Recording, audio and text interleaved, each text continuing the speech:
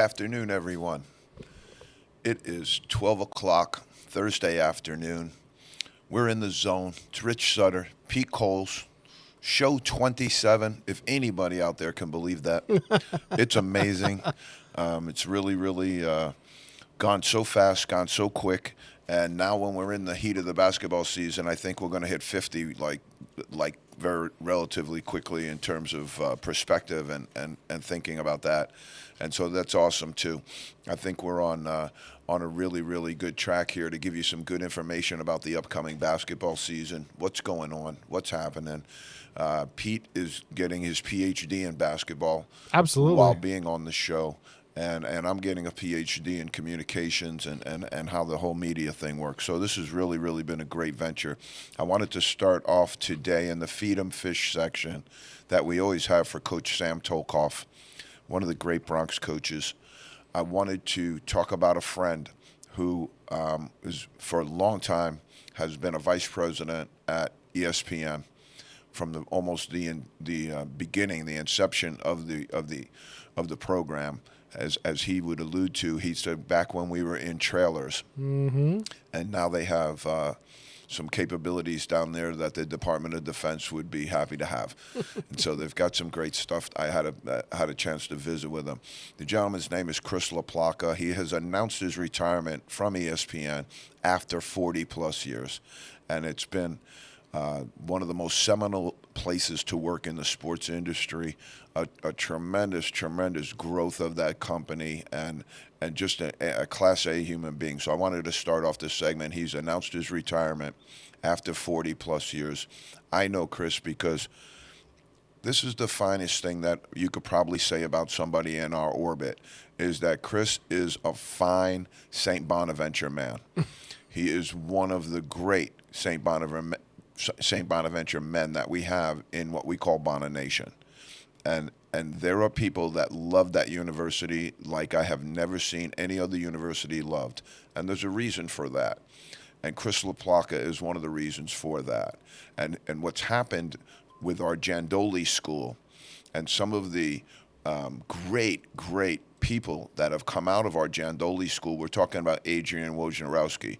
You're talking about Chris LaPlaca, Jim Engelhardt, Mike Vaccaro, Tom McElroy. You're talking about a who's list here of people in the media right now, and that's Bonaventure, that's Jandoli School. And so I just wanted to point to that. Chris has been a great person to me, to all the Bonaventure people. You can always count on each other in this whole family thing of ours. But I wanted to congratulate him on his retirement. It's amazing the level that ESPN has created in our sports world. There's no greater entity in my estimation. And so for him to have been in the whole thing, in the whole spectrum of it right from the inception, it's so exciting. And he's a class gentleman, really good person. He's a great person. Coach, I think you should do a special interview with him as an exit interview from his time at ESPN. He's going to finish the year, I believe, but I think that could be doable. Talk I think shop. that could be doable. Yeah, he would have some unbelievable stories. And he's just quite an extraordinary gentleman. So Yeah. pretty good. He's the one who told me when I first started the show, hey, facts matter. Yep. He said facts matter, and so Yep. I really took that to heart, and I appreciate that, and I think that that's why we got the ESPN hat on the table today. I don't know if anybody can see that. It's not greatly shown there by me because the angles of the camera are not something I'm 100% used to, but I got the ESPN hat on the table today in honor of the great Chris LaPlaca. Off you go, my friend, to greater things. Okay, so back into hard to be Harden. Okay, we're back into that. He hasn't shown up. He hasn't been around. And I just wanted to go into this for one brief second because in anybody else's orbit, when you call somebody who's in the chain of the organization a supervisor of yours, when you refer to them publicly as a liar, that's usually your last day on the job. Correct. Now, with an NBA basketball player, an NBA superstar, it's much more complicated. What are the complications surrounding that? He has a monstrous contract. Who else wants him after all of this stuff now? Who else wants him? Has he damaged his own ability to be moved and to be traded? Of course he has. And so if you're the Philadelphia 76ers right now, people would just say, oh, you just cut him. Just get rid of him. That will have cap implications for you for a very, very long, significant period of time, which will hamper your ability to bring in other players. It'll be like you have James Harden on your team, but you don't have him on your team. It's not exactly a one-for-one in the dollar thing, but you don't just get to cut money like that and say, oh, now we have all this cap room. You would have to look at it for the length of the contract, and really, really, that would hamper, I think, the 76ers. Back to, can you trade him right now? I don't know. Most teams don't like shenanigans. And he's been on a lot of teams already. So, you're almost going back through a second cycle of some of these things. Would other teams take him back again? I hate to say it, but sometimes you can wear out your welcome, and what happens is you'll become blacklisted. You'll be somebody that won't be hireable. You'll be somebody that they'll just turn their back on, and it's happened before in NFL, in pro sports, in the NFL, and other places. And so I wish everybody well there, but it's intimately not fair to his teammates. Right. The guys in the organization Yep. who are in preseason right now, getting ready to play a season, got an MVP candidate on your team. You're looking to make a move. You have a new coach now also who's been put into this predicament as well, because they just got rid of Doc Rivers and brought in Nick Nurse. And so he has no history with this. He has no prior involvement in any of this, yet he's inherited it. And so that's where you walk into, God, that's not fair in a lot of different areas. What do you do? Philadelphia, pick up the phone, call in the zone, and we'll tell you exactly what to do. You have to release him. You have to cut him. You have to handle, if you can't trade him, you have to handle the financial ramifications that are coming from this in order to maintain the integrity of your organization. In order for all of the other players to know that there's a line that you can't cross, that there's something that's a standard here of behavior within the NBA, within the framework of that. And that doesn't just allude to, gun charges and assault charges and stuff like that. It also goes down to the organizational chart. Daryl Morey is the general manager. The players, as much money as they do make, I would imagine in the organizational chart, they're not listed above the general manager. Right. And as a result of that, that's insubordination. And that's what you've done. So now how do you figure that out? Do it like most people would do it. Fire them. Get rid of them, and you'll be happier. You might have some financial ramifications and some cap stuff to deal with. Deal with it, because right now this is untenable. You can't run a basketball team like that. No, because it'll tank your entire season by one player being that unhappy and basically undercutting your whole organization. And imagine the possible reality that he comes back, that he's not out of Philadelphia, That's that just they can't move him, that they How- can't do anything. how Then do they you have to bring him in, play? have some kind of reconciliation. no. The whole the locker room will be significantly divided over this. I can Yeah. assure you that. Not everybody will be in James Harden's corner on this. Not everybody probably will be in Daryl Morey's corner either, but that's going to cause some separation. Yep. So like we said, it's hard to be Harden.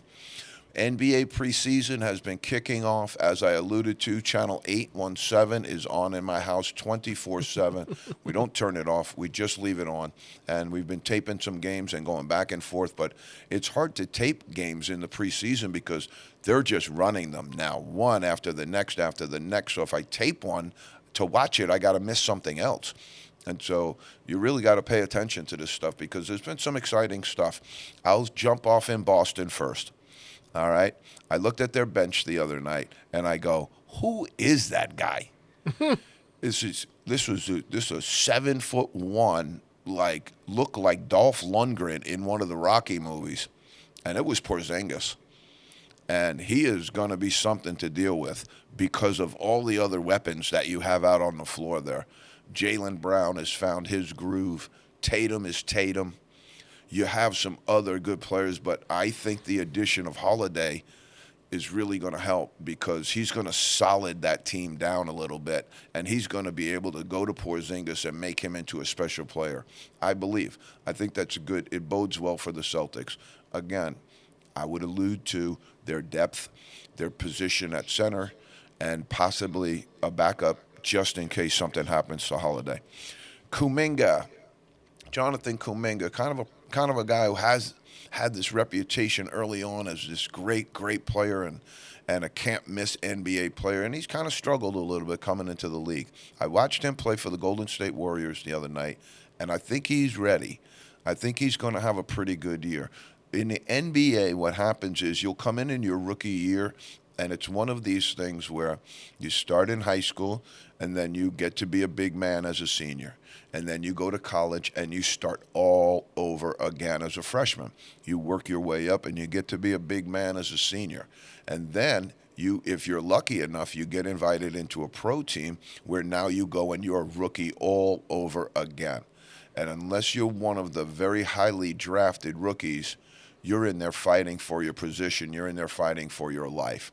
And so there's some really, really good stories, I think, that are going to come into NBA play right now of people that everybody thought were going to be great instantly.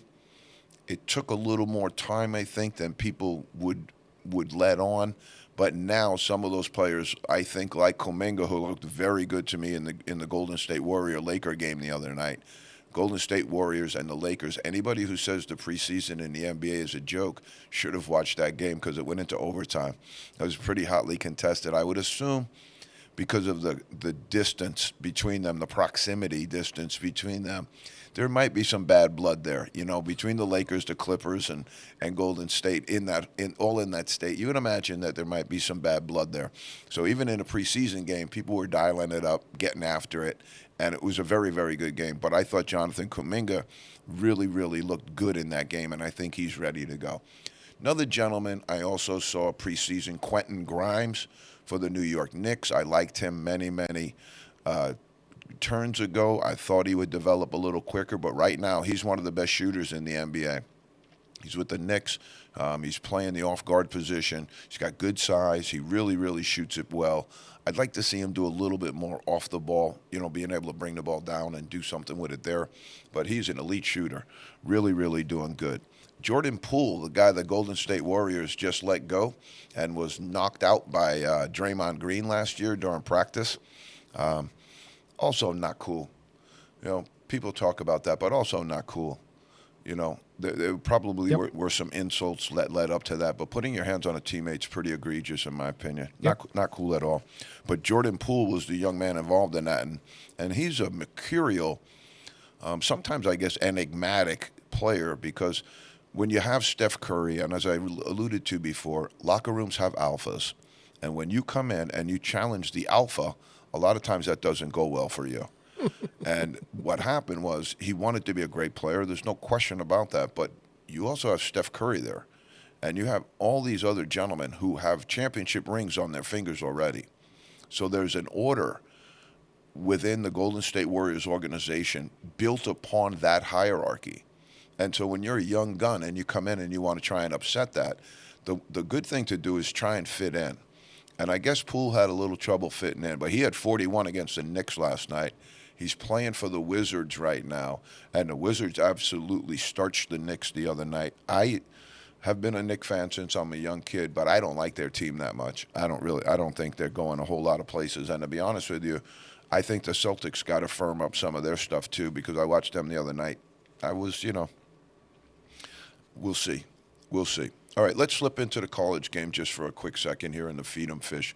Cooper Flagg, #1 player in the country, much talked about, probably a future top 5 pick in the draft if things go well and conclude the way that they've started.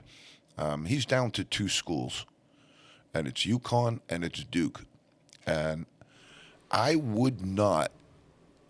think Duke kind of might have the upper hand here, but I'm not 100% sure this thing's cooked yet. Can't we be homers for a minute? Go UConn. I think that's not out of the realm of possibility. Okay. And I'm going to explain it in a little bit of fashion where it's not like, because right now UConn, the new Ken Palm, we talked about Ken Palm last week. The new Ken Palm is out, and they have UConn rated very, very highly here. They have UConn in Ken Palm rated higher than Duke. And that was interesting, I thought.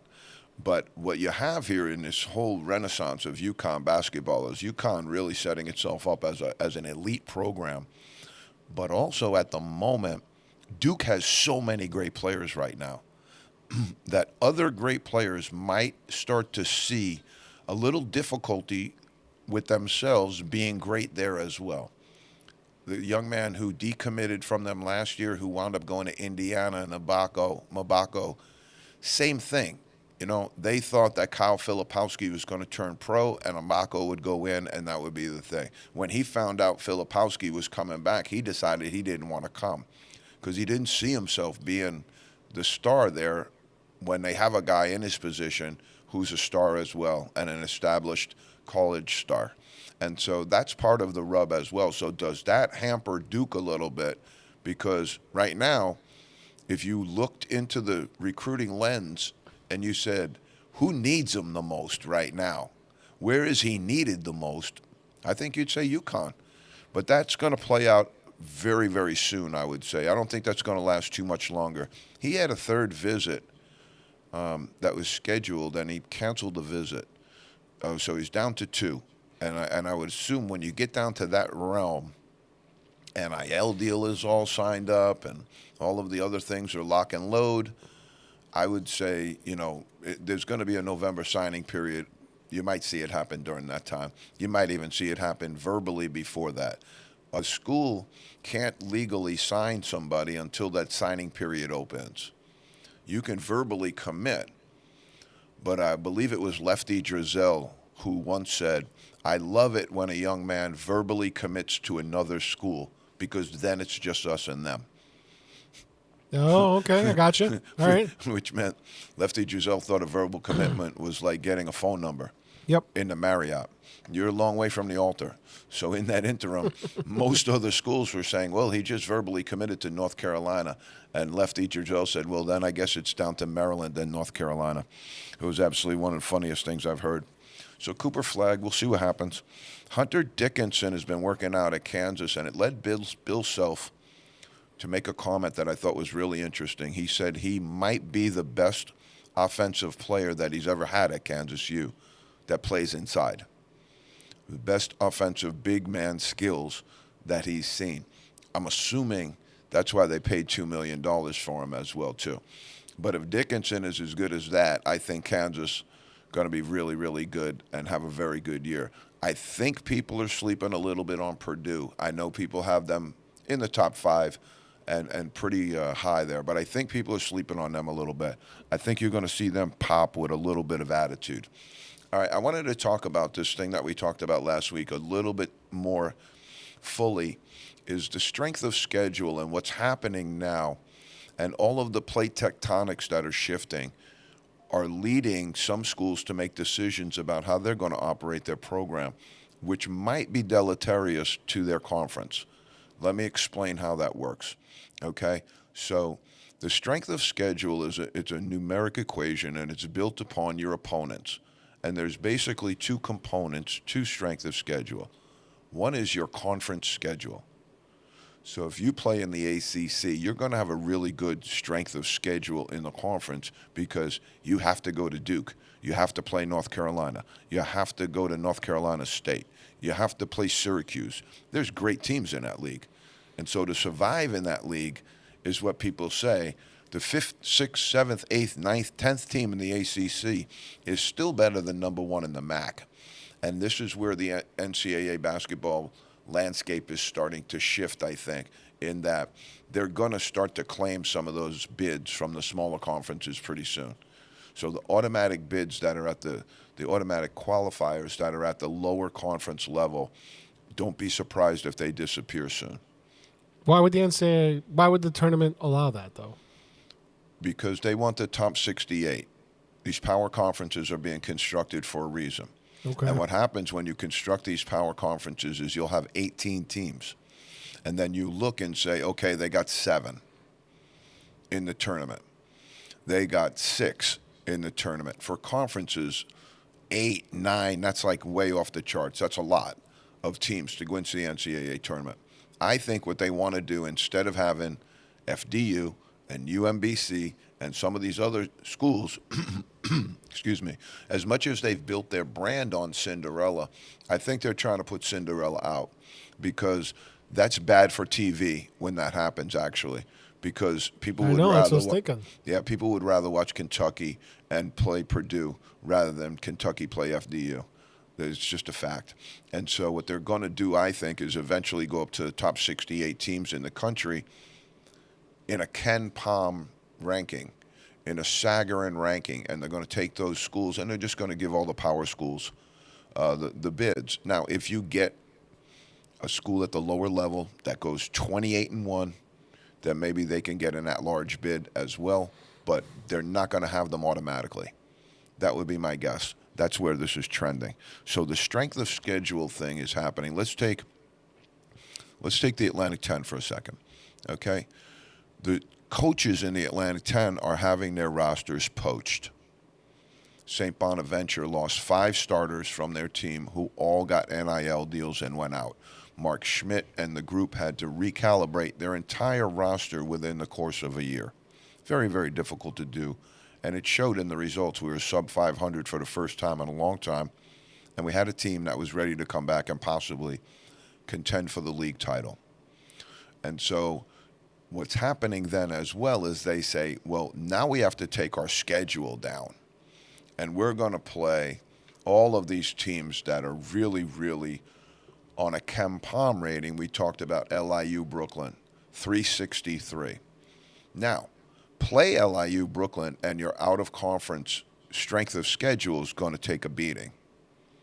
Play 10 of those teams and your out-of-conference strength of schedule is going to take a beating.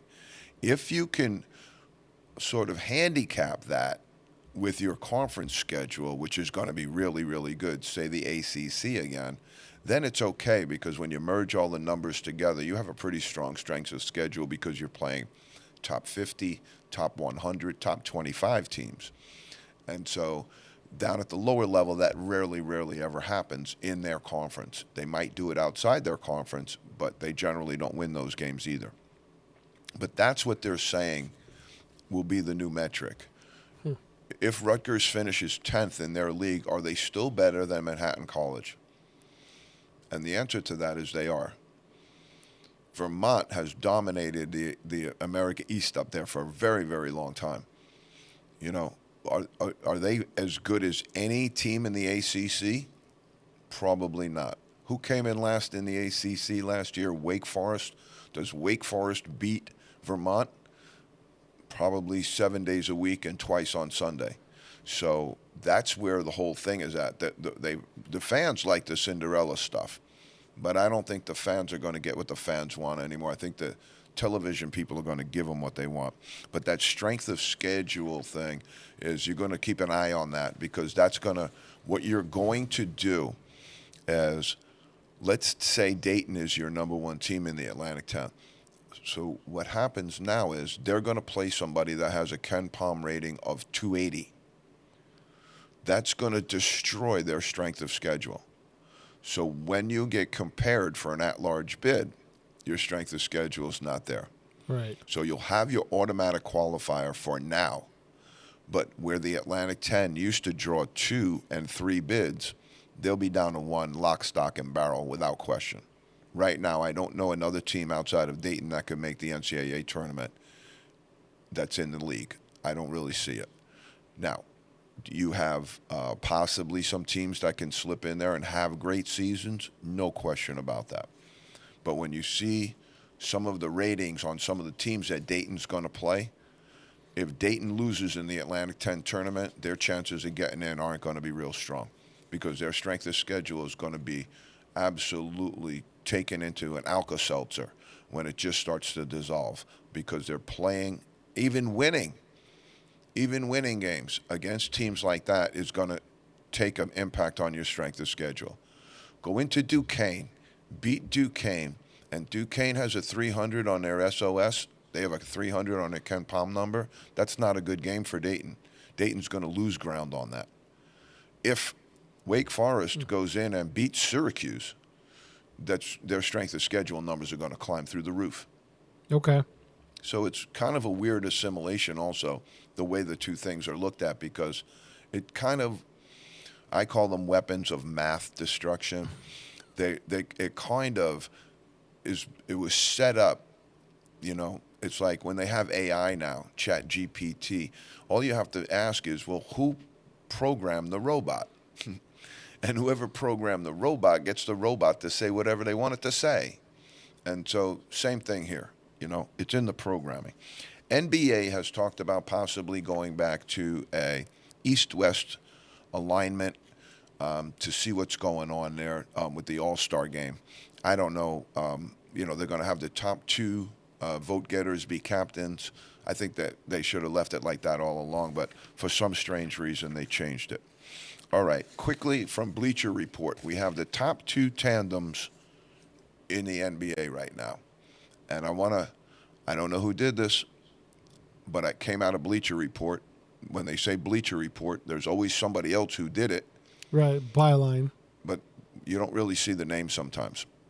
So they went and they gave us the top 10 duos in the NBA right now. First was Nikola Jokic and Jamal Murray from the Nuggets. Now, you have to also realize what happens in our sport is also champions are given benefit. Right now, these two look like they're the best because they just won the championship. I don't know that those two are the 1 and 2 best, although they're pretty darn good. I'd start my team with those two guys any day. But I thought the Nuggets' depth was the thing that contributed most to their championship. These two guys are great, but I thought their depth is where they wore other teams down because other teams have great players too. They list Giannis and Damian Lillard in the number 2 spot for the Bucks. I think that's crazy. There's no way of knowing this. There's no way of telling this. They have never played a game together before in their lives, and all of a sudden we think they're the number 2 duo in NBA basketball. I think that's insane. I think that's crazy. But if you have Giannis in the group, you could just put pretty much anybody else in there, and I think you're going to be okay. But I still think Pete and I talk a lot about this on the show. It's a chemistry thing. Yeah. I want to see how that chemistry works before I jump into that battle. Kevin Durant and Devin Booker from the Suns, third. I don't know if people have been watching Durant lately. I don't know if people have been actually watching any of his games. He's not an elite player anymore. He's a very, very good player, but he's not an elite player anymore. I hate to send the bad news out to everybody, but he's just physically has taken its toll on him, his body. I don't know that he ever was really into the training aspect of the NBA. He possessed an unbelievable skill set, a gift for the game, obviously, but I've seen him play recently on some different stages, and I think that when he was with the Nets, he struggled mightily at different times. Now he's with Phoenix. Right. Saw him on layup line last year where he's going in for a layup and just basically almost falls down. So I think that you're putting Kevin Durant and Booker third. I just can't see it, especially now with what happened last year with the Nuggets running through the West like that. LeBron James and Anthony Davis, number 4. I would say that that's a really good pick if those guys would play 75 games each. I think that'd be a good pick, but I think I have to include that. You got to put the caveat in there. Like in my thinking, how can you be a great player if you play 50 games?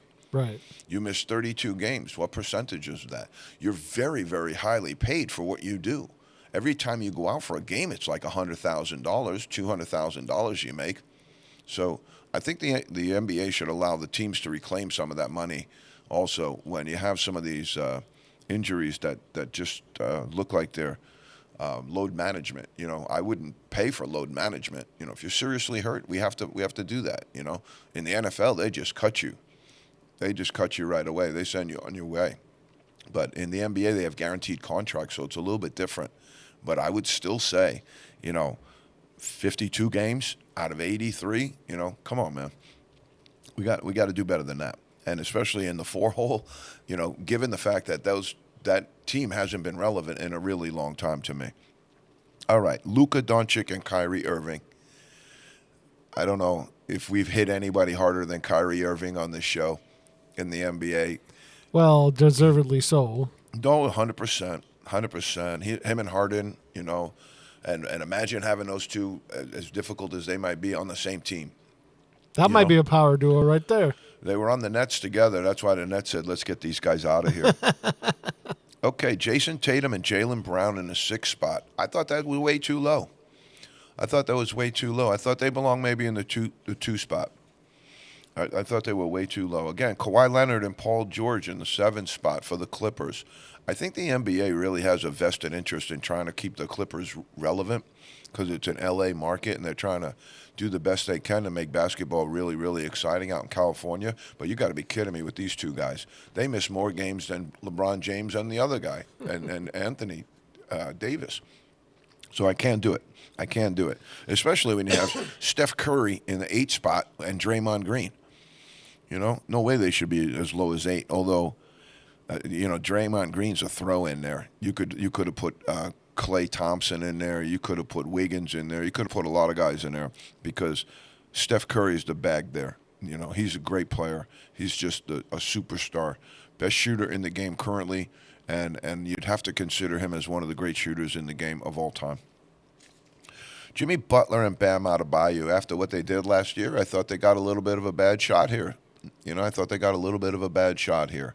They are a dynamic duo together. Bam Adebayo, I think, is, and this is maybe what Self is alluding to, is that Adebayo was at Kansas, great player there, had a tremendous career, but his offensive skill set wasn't there in college. It's improved dramatically since he's become a pro.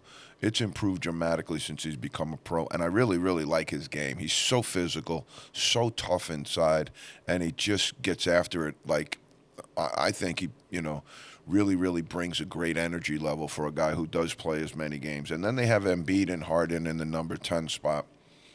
I guess so, but it's Harden was close to leading the NBA, or he led the NBA in assists last year. You have to take that into consideration. That means he assisted on a lot of Embiid's baskets. I think that they, could have worked that out maybe, but Doc Rivers a pretty significant NBA head coach in terms of experience, in terms of being able to handle superstar players and being able to handle difficult situations that arise in your locker room. And it didn't work there, so, who knows? I'll give you a couple of shout-outs here that they didn't have on the list that I think probably could have warranted some mention. I don't know that they belong on the list. But Brunson and Randall for the Knicks, pretty good 1-2 punch right there. Not bad. I don't think the Knicks have enough other stuff. That's why I'm down on them a little bit. They're okay, but they're just, to me, it's, the guy who's coaching that team is going to have to really, really do a lot to keep them relevant and keep them in games and not have significant losing streaks because they just don't really have a lot of weapons. And I think if you can take Brunson out of it a little bit, I think you could slow them down significantly. Fox and Sabonis out in the Kings. I think the Kings are going to be one of the more improved teams in the NBA this year. And then you got, I think this guy's one of the best players in the NBA right now, Shai Gilgeous-Alexander, and you pair him up with just about anybody. But Jalen Williams, another really good young player out there. I think they got some pretty good stuff going on out there. As I alluded to, the Ken Pom came out, so I just wanted to take a quick look at that very, very quickly. It's the college rankings. Top, I guess maybe somebody fell out of college basketball in the Division I rankings, left. Maybe that's Hartford. Maybe it was Hartford, who they don't count anymore, because then they had 362 teams. Good news for the LIU Blackbirds is that Ken Pom moved you up based upon your new strength of schedule. You're no longer in the 362 hole. Now, Derek Kellogg was the coach at LIU. A lot of people out here know Derek Kellogg. Yep. He's the head coach at UMass. And you can have your own opinions about him as a head coach. But they couldn't wait to get him out of there and hire Rod Strickland. It happened like the day after they fired Coach Kellogg. The next day, Rod Strickland was hired, and a couple of days after that. So there was obviously something in the works. But what you've done is you're taking your team now, and now you've gone into a place of relevance that now it's laughing stock. You know, last year you were 363. Ken Palm did you a favor this year. He's got you at 354. And that's, 5, 6, 7 spots off where you were last year. I can remember the days. Mississippi Valley State is last, unfortunately. And for some of the people in the Syracuse area will know this name, Lemoyne College has moved up to Division One just recently, and he's got them at 361. So coming into it's not going to be easy. And as I talked a little bit about this before, St. Francis, New York, is it an anomaly? Is it a blip? Or is that the future? And what happened at St. Francis of New York and at Hartford they decided to go from Division One and drop it all the way down to D3. And then in the other place, St. Francis, New York, which was a place that many of us had always been, kind of had a good feeling for. Growing up in New York, it was a small program that, a lot of guys I knew coached there. Glenn Brakel was the final coach that they had there. Is one of the best guys in the business, frankly. And the whole thing of it is that they just dropped it completely.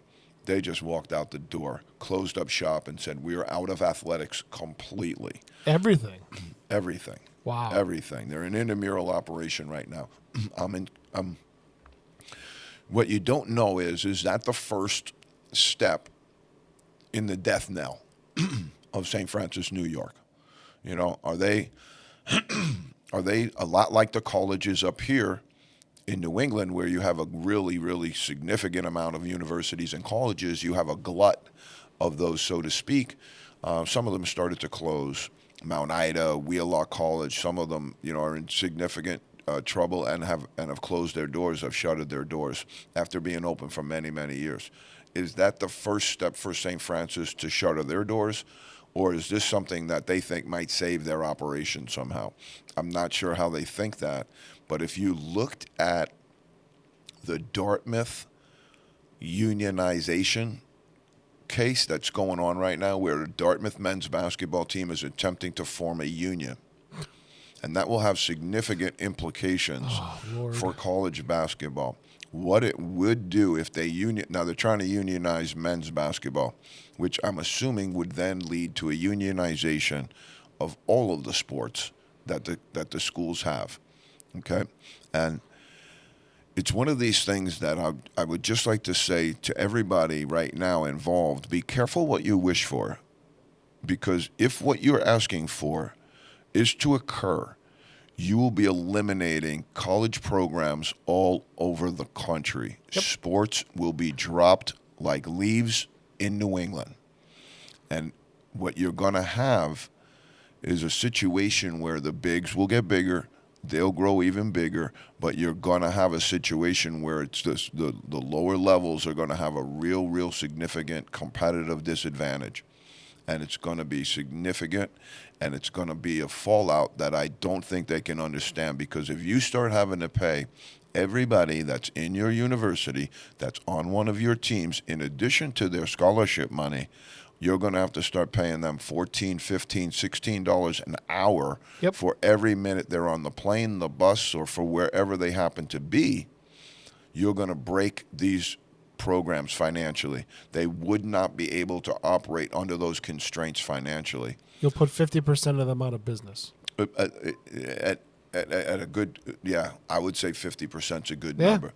And so you sit there and say, okay, so is this a Trojan horse, or is it something different? And it was interesting to me to see how it kind of tails into this, because the lawyers that are representing Dartmouth against their own players now, talk about division, you have attorneys, most likely could be Dartmouth people, who are representing Dartmouth now against Dartmouth people.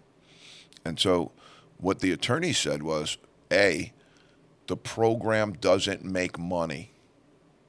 First shot right off the bow. That program, maybe not. This program does not make money. Right. They have no ability to tell anybody that they're employees, because they're not making any money. Number two, they're not on scholarship. The Ivy Leagues have never had scholarships. They do not have scholarships. Most of these young men's only financial tie to the university is through a FAFSA package, which is a federally approved state grant, which everybody in the country who files for FAFSA is allowed to apply for. Right. So they took two shots right off the bow there with their own attorneys coming after them. But the most egregious shot, I thought, was they don't make any money. They're losing money. And so now you sit there and say, well, if the institution's losing money, why should they pay you? If causing you to be around causes them to lose money, what kind of business arrangement is that? Employees are designed generally to help the entity make money. You're not making any money. The NIL money's not coming out of the school's hands. This is going to be the other rub. The money that's being paid now is not being paid by the universities. Right. And so I think, I said this on Twitter and Instagram, they have no shot, in my opinion. And right now, I'm praying that they lose. But it's worldview, right? You're thinking capitalist. They're thinking communist. Well, that's how they're thinking. And that's the worldview, though.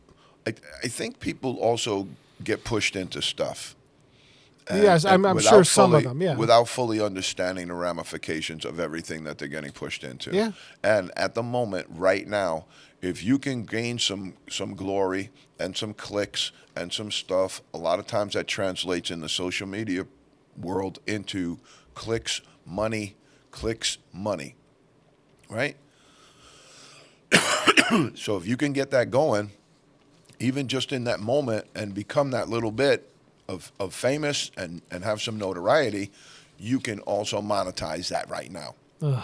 And so if you can monetize it right now in the moment, why would I think about what it's going to do to anybody else? Right.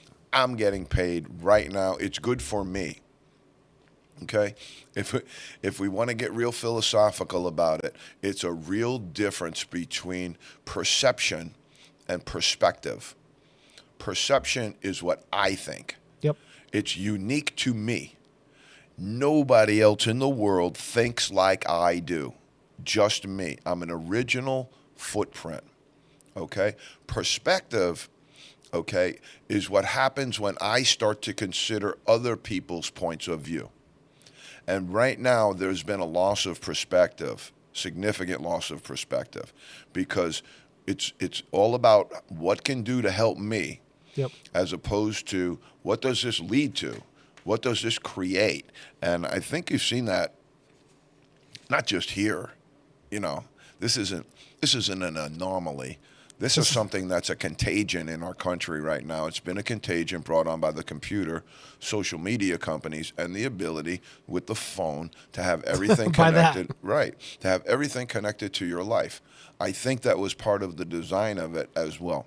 But let's move on, because we're a basketball operation, and we'll focus on basketball as much as we can.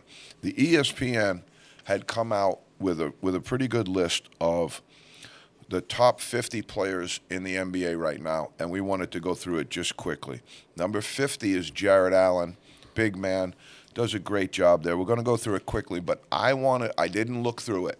I promise you I didn't look through it. I want to see I don't know if Jaylen Brown is on this list, and I don't know if he is on this list. I don't know where he is on the list. I'm assuming he's in the top 50. But right now we only have from 50 to 11. And so if he's not in the top 11, I think he's going to be in here. But again, it goes to the ratio of what did you pay him, $300 million over a course of time, and then where exactly does he stack up in the NBA? It's hard to tell sometimes with NBA players, because you could go out on the basketball court, play for a really crappy team, and put up really good numbers. And so you would look at his numbers and go, like Damian Lillard comes over and he averaged 32 points a game last year, but his team was terrible. You're right. You know, they weren't any good. And so anybody can a lot of guys in the NBA could go do that. You know, you could bring back Carmelo Anthony right now and he could go do that. But they got Jared Allen listed 50th. My guy DeAndre Ayton, I don't know why so many people are hard on this guy, because I think he's a superstar. In the making, a guy, maybe it'll take a little bit of time, but I think he's really good. He just got traded to Portland. I don't understand it. But they have him at 49. LaMelo Ball, one of the balls. That they have the dad, Lonzo. They got the whole operation. LaMelo's pretty good though. He's not bad. He's a good point guard. He really knows how to pass the ball, knows how to get in the lane. 47th, they're going right off the get, and they're giving Victor Wembanyama the 47th spot before he's even played a game in the NBA. Wow. I don't know that's not. After watching him a little bit, I'm not sure. If That's not undeserved? It's not out of the realm. Yeah, okay. It's not out of the realm. I want to see him against some of the better players in the league. I want to see him get to the All-Star break and see what kind of physical condition he's in. But if he can handle that all the way up to the 42 mark, we're going to reassess him. We're going to reassess him because he could go higher than that even. Chris Middleton from the Milwaukee Bucks. This has been the Bucks' biggest problem. They wanted to go back and look at, they had some success when they won. And then they had some problems, and they were thinking, okay, let me bring in Damian Lillard for Jrue Holiday. And they know their business more than anybody. But the biggest thing that's been dragging the Bucks back for a long time has been the injury to Chris Middleton, where he was an integral part of hitting open shots so you couldn't coagulate around Giannis. And that's what he really, really did for this team. And then him being out kind of put more heat on Jrue, a little more heat on Giannis, but also then bled into, Brook Lopez, who I think is, he's just okay. Julius Randle in the 45 hole. He's really improved in my eyes. He really's come up with a skill set that he can do some different things. I think, him being 45, and then you would say, where's Jaylen Brown on this? They're really comparable players. C.J. McCallum at 44 out of the Patriot League. Lehigh, maybe the only player from Lehigh ever to play in the NBA, had a great career there. Him and my guy, Adonal Foyle, would be the number 1 and 2 Patriot League players of all time, I would assume. 43, James Harden. His numbers. You're Madden Harden. This is what we're talking about here, though. 43 for him, I think, is a little bit low. Like he's pretty good. I don't like him as a player. I really don't, but I think that's kind of low. And it kind of points to the fact that people don't really care for him. And I think it also points to the fact that basketball purists think he holds on to the ball too long. That's all. We just think he holds on to it too long. And that's bad for a team. It's bad for the game. It's bad for offensive rhythm. But he's got great numbers. I mean, he's an accomplished player. So 43 kind of says, they don't like him that much. Tyrese Maxey, young man from the 76ers, way overrated here. I don't think he belongs in the top 50 at all. Klay Thompson, 41. Yeah, 6 years ago maybe. 6 years ago maybe, but not right now. Not right now. That's cray-cray. Okay. So the Cavaliers, they have Mobley, Evan Mobley in there. I really liked him. USC, I really liked him as a player. I think that's a little too high, though. DeMar DeRozan. This is the Chicago Bulls version of James Harden. He's been on a bunch of teams, Toronto, some other places. He can score the basketball. He can really, really put it up. But it's all about him. That's part of the problem. And basketball is a team game. And when you have gentlemen like that, and then this guy, Zach LaVine, right next to him in the 38 hole, Zach LaVine is very, very similar. He's a guy who needs the basketball. He's going to shoot. He's going to be a perimeter player. He's not going to get to the rim all that much. I think he's improved his defense a little bit, and I think he's probably stepped up his ability to get to the rim a little bit, Zach LaVine. But at one time, I thought Zach LaVine could have been a little higher because he really, really has a great shooting ability. Okay, Bradley Beal went over to Phoenix. This guy's been in the NBA for a really, really long time. It's more along the line of he's Mr. Immediate. It's what we talked about last week a little bit. Is this Mr. Immediate or is this Mr. for the future? And Bradley Beal, obviously going to Phoenix, is Mr. Immediate. Great scorer, big guard, small forward, can put it on the ground, can shoot it. He's an elite scorer. It'll see what happens. They go to Trae Young. I think that's way, way too, Trae Young next. I think that's way, way too low for him. I think he's an elite player. You look at his size and you say, oh, my God, how does he get it done? He's good. Lauri Markkanen, guy I was very high on Arizona. They traded him from Cleveland, and that was in the trade that brought a couple of different players over to Cleveland that helped. But Lauri Markkanen that's a lot to give up. Brandon Ingram, not a fan. 27, not a fan. 26, Jrue Holiday. 26, that's too high. That's too high. We're gonna see him this year. He has some defensive limitations. Jalen Brunson last year lit him up like a Christmas tree in Rockefeller Center. So he does have some defensive limitations. He also has had some different things going on from time to time injury-wise. We'll see how it goes. 25, Pascal Siakam. He's one of those guys out in Toronto. He gets to take a lot of shots. Nobody knows who's out there. They got him and Anunoby. They don't have much on the team, so you get to see him take a lot. I think that's a little high. Kawhi Leonard in a 24 spot. At one time, he was a top 15, top 10 player in the NBA. Right now, I think with the amount of games this guy plays, no way. No way. Not there.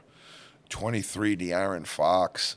He's really, really improved. And then they have Sabonis right next to him. That's why people are excited about the Kings, because they're both pretty young. De'Aaron Fox, another one of those Kentucky greats that have come out. Calipari's really put some players out there, no question. Yep. 21, this young man gets better and better and better, and I think he might be too low at 21, but NBA, it's a crowded place. It's a really, really crowded place. So I'm going to say, he might be right around where he's supposed to be, but Tyrese Halliburton out of Iowa State, high-level shooter, can really score the basketball, and he's a vibration guy. He's a high-vibration guy. Karl Anthony Towns, big 6'11" guy out of New Jersey, played at St. Joe's Montvale, I want to say, down there. They have him listed, in this spot right here, 20. I watched him play the other night, too. I mean, it's like you're 6'11" and you shoot nothing but threes most of the time. You sit outside and you're 7 foot and you shoot nothing but threes most of the time. I think they probably have other guys on that team that shoot the three ball pretty well. And he's a decent shooter of it. But I just don't. Not here. No. Okay, here's our guy. Number 19, Jaylen Brown. Okay. I don't know.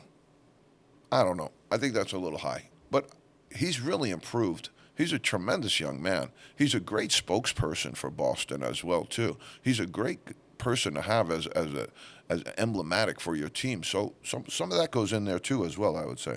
His cachet, he's not going to be grabbed up on a gun charge. Not going to get that with Jaylen Brown. He speaks 5 different languages. He's a highly educated person. He went to Cal out in Berkeley. He's just and so maybe that had something to do with the big contract, too, is that they think that much of him as a person. And if that's the case, I'm all right with that. It's their money. Paul George, number 18. Come on. You got him and Kawhi in here. I don't know how many games each one of them's played over the last 5 years, but I guarantee you he has an average 60 games. And so if you can't get out for 60 games, then you don't belong in an elite company, in my opinion. At one time, Paul, no question. At one time, absolutely no question about him. But right now, in today, I don't see it. These guys I'm really high on. Jamal Murray, 17, and they got Adebayo, listed next at 16. I think that could be a little bit high for Adebayo, but I really like Jamal Murray. I think he's one of the elite players coming up in the game right now. Donovan Mitchell, that's the young man that was traded for Lauri Markkanen. They brought him into Cleveland. He's a New Yorker. He's put up numbers where he's had 70 points in a game, 60 points in a game, I believe, and he's prime time. He's really, really good player. If they surrounded him with better players, I think he would be better. But he's also out there in Cleveland, just kind of out there, on that island by himself where he can take as many shots and doesn't really matter, and they don't win. And so some of those things are contributory. They have Damian Lillard. Listed here at 14. Not bad. His numbers are top 10 numbers for sure. Anthony Edwards, 13. This is a young man that I think he has a great work ethic. He has a tremendous athletic ability side, but I'm not sold on him as a player. When he was at Georgia, he wasn't even first team All-SEC. And that says something to me. If you're a rookie and you're going to be a one and done, you should at least be in your conference. You should be on the first team voted by your coaches. He wasn't on the first team. And so that made me stand back a little bit. But he's absolutely talented, mega talented. But in the 13th spot, absolutely no way. They have Jimmy Butler at 12. I think Jimmy Butler, you compare those two guys, I don't see it. And then they go to Devin Booker here at 11, from the Phoenix Suns. So pretty good. We'll grab you 1 through 11 next week. We can also talk about some of the other guys that are in the back end of there. But I wanted to just close the show. What do we got, about 4 minutes, Pete? Yep. 5 minutes? 4 minutes, yep. 4 minutes, all right. So I wanted to close with KenPom for this year because we're looking at the college basketball season. It's going to open very, very soon. Early November 6th, I think, is some of the earliest dates I've seen for people starting to play. And again, there'll be some interesting basketball in the Springfield area as well with some teams coming in. But in the KenPom arrangement, as I alluded to previously, it's a very, very mathematically driven formula. There's not a lot of, but I like Purdue or I like Southern Cal. There's none of that. There's just straight numbers coming at you. They put a formula together. And again, I think the formula sometimes was written by, to like the ChatGPT stuff we talked about. Who writes the formula? The Power 5 conferences most likely probably wrote the formula for this, gave it to him, and now he applies it. Or he came up with it on his own, but all of those things, again, they're weapons of math destruction. But KenPom right here, it's kind of interesting because he goes out Purdue, Kansas, Houston, and Connecticut in his top 4. He's very high on Houston. I think Houston going into the Big 12 is going to have a whole different conference schedule arrangement there. I think there's going to be some bumps and bruises along the way. Even with a great coach like Kelvin Sampson, I think they're going to have some trouble there. I don't think it's going to be all that easy. But they're very high on them, and I think one of the reasons that everybody's as high as them as they are, and I would say it's hard to doubt them, is because they play extraordinary defense. They play great defense every single night. They're out there giving an effort. They're working together. And that's why I think people like watching them play right now is because, like we said, the old Phi Slama Jama teams were built on high-octane dunks, up and down the floor with Clyde Drexler and Hakeem Olajuwon. Great teams that they have. Reed Geddes. Some of those names pop back. But this Houston team is built completely different. This whole program is built completely different. They're long, they're athletic, and they're athletic, hostile, mobile, and agile. Their guys can all run, they can block shots, and they can do some really, really good stuff. And Sampson, for him to have the success that he's had and now wind up in a KenPom 3-hole with Houston, I mean, that's unbelievable. Gonzaga, number 5. Arizona, 6. Baylor, 7. That's high for Baylor, I think. I don't think they're going to be that good. But they play a great schedule, and so mathematically they shape up. Tennessee in the 8th spot. This is what's surprising was to me with KenPom, because almost every single prognosticator out there has it, who are just doing it without the mathematical analysis, they have it listed Kansas 1, Duke 2. Everybody. Kansas 1, Duke 2. Somebody might have Duke 1, Kansas 2, but those two really haven't been interchangeable. They've been interchangeable. They haven't been disputed much by prognosticators. And then they watch KenPom come up and go Purdue number 1, who a lot of people talking about 3 and 4, which is, they're right there. But then he drops Duke all the way down to 9. And I think Duke's got great personnel coming back. I think they've got great talent, but apparently he saw something there that kind of dropped them down. Alabama picked in the 10 spot. Their coach had a great quote the other day. He said, "You guys have picked us 8th like every single year, and 2 of those years we came in 1st." He said, "So I'm not really going to concern myself with all of these polls based upon preseason numbers. As we said, preseason rankings are like phone numbers in a Marriott. You're still a long way from the altar. Still a long way from the altar." Okay, I'm going to give you the top 20, and then we're going to close. Okay, so we got Marquette, Creighton, 2 big. So I told you about the Big East. They are loaded this year. They are loaded. So you got UConn, you got Marquette, you got Creighton, all in the top 12. 3 Big East teams, all in the top 12. That's amazing. Okay, then we go to Michigan State. Everybody has them 3 and 4. Not KenPom. He doesn't like it. He don't like the Spartans somehow. And then you go to Arkansas, tremendous talent on that team. Auburn, Bruce Pearl, again, great talent. Let's see if they can pull it together. Some of those teams are in flux. Texas, North Carolina 17th, Kentucky 18th. That's why the Blues have the blues this year. Carolina blue and the Kentucky blue, the Blues are singing the blues. And then you have Illinois and Wisconsin to close out the last two. Not sure about Illinois, but they have a young man, Terrence Shannon, on their team that's pretty good. So, Pete, that's it. Fastest hour in hoops. We locked it up, 27. We'll see you next week. Everybody, take care of yourself. We'll see you soon.